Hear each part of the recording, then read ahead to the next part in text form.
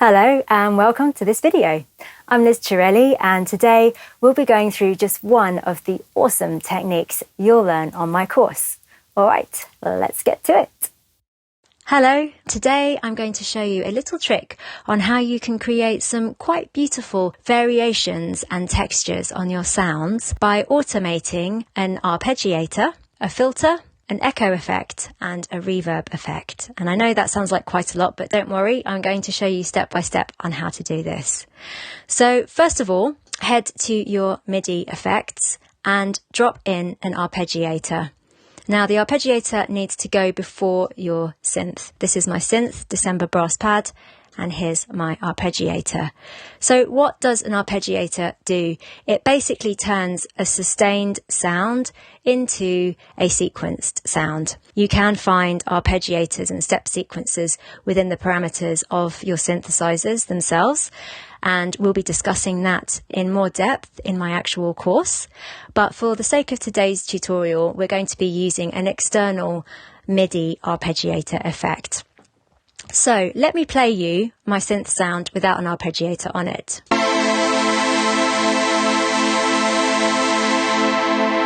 As you can hear, it's a sustained sound. Let me pop the arpeggiator on and play it again.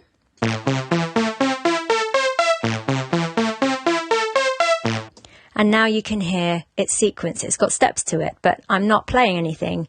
That's all the arpeggiator's doing. So they're quite nifty, useful little pieces of gear. Inside the arpeggiator, there are three parameters in particular that I really like to automate. One is the style, and as the name suggests, it denotes the style of your arpeggiator. So let's just hit play and we can flick through a few of the different styles that are on the Ableton arpeggiator. Whichever DAW you're using, you will have an arpeggiator, and inside that arpeggiator, you will also have different styles. So you can flick through those and find whichever ones are your favorites.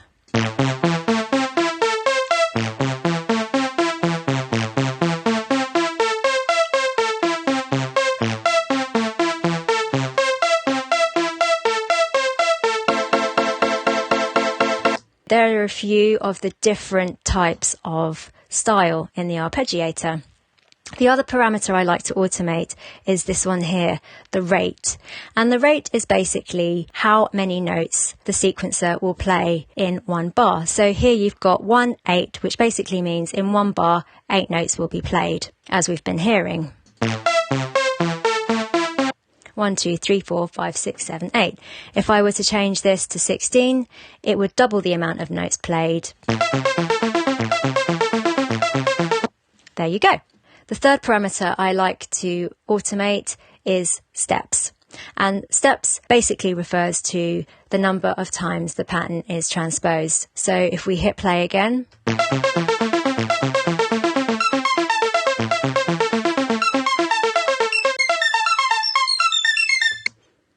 can get quite high.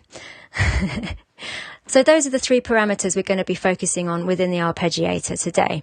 I'll just switch the arpeggiator off for a minute while we hop over to the audio effects that we're going to be automating. One is the auto filter, one is an echo effect called ethereal canon, and the other is a reverb effect called spacious. So if you head to your audio effects, you can find your auto filter up there. Just click on it and drag it in. The parameter that we're going to be focusing on automating today is this, the frequency, which is also called the filter cutoff. And if I play the sound, you'll be able to hear how manipulating this parameter affects that sound.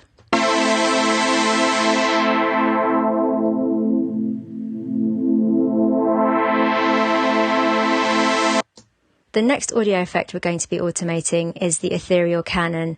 If you're in Ableton, you head to Echo, Ambient Spaces, and it's here, ethereal canon. Again, if you're not in Ableton, you're going to be able to find effects that are very similar to these in your own DAW. The principles of what I'm showing you are universal, so you can apply them to whichever DAW you're using. So on the ethereal canon, we're going to be automating the wet, dry, amount here, and this basically controls how much of the effect you hear on your sound. If I hit play again,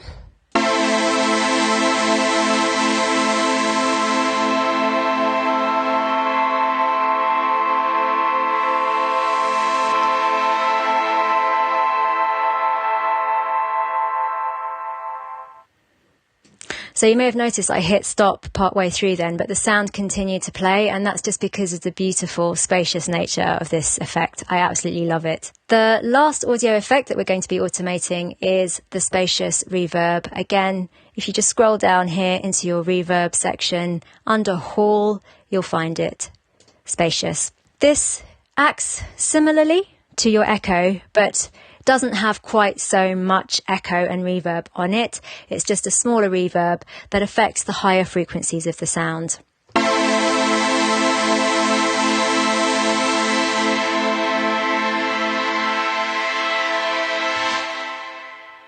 There.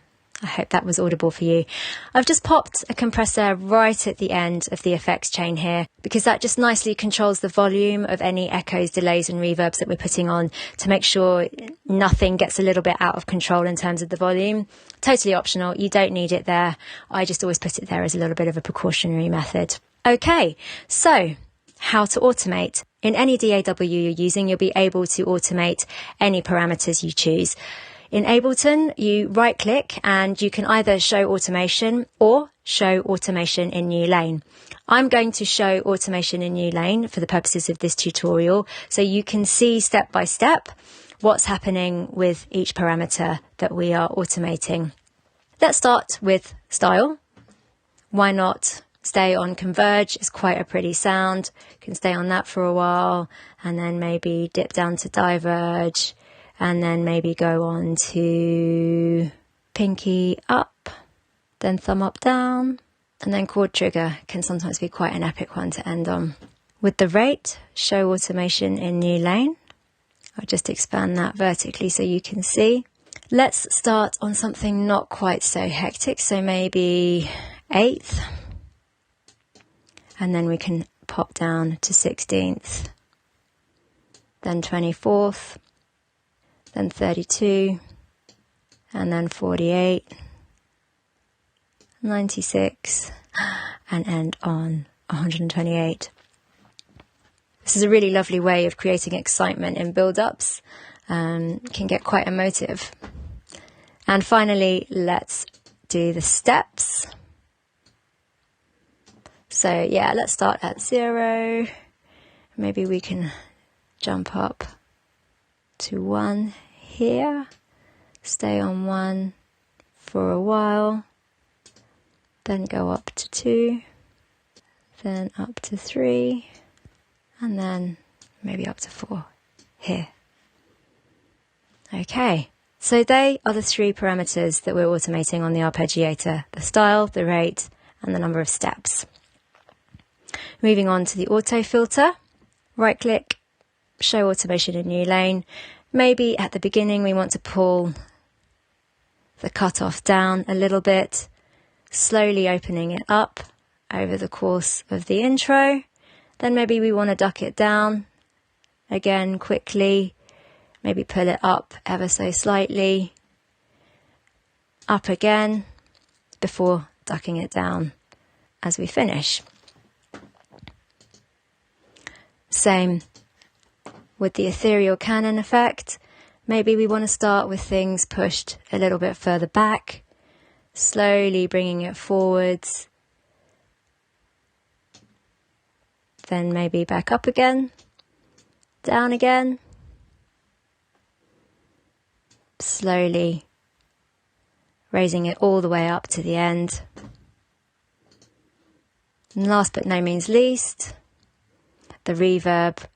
We can just pop that on the end just to add that extra bit of space as things finish. All right, let's hit play and see what that sounds like.